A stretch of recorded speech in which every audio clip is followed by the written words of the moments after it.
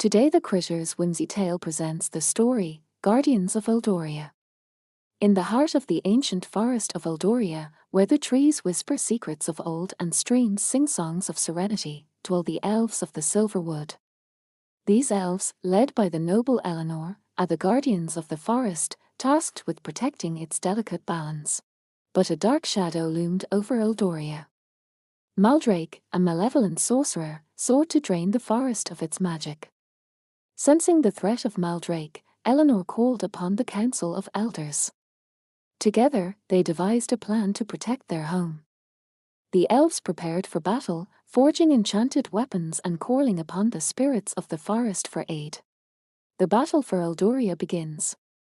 As Maldrake's minions advanced, the forest coming alive, trees and roots attacking Maldrake's minions. The elves, united and determined, defended their home. Elenor faced Maldrake in a climactic duel, the fate of Eldoria hanging in the balance. With a final burst of blinding light, Elenor banished Maldrake, and the forest began to heal. The elves worked tirelessly to restore the balance and nurture the land.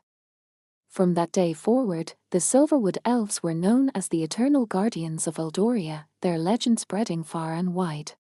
And so, the ancient forest of Eldoria thrived, a sanctuary of magic and peace, forever watched over by its elven protectors.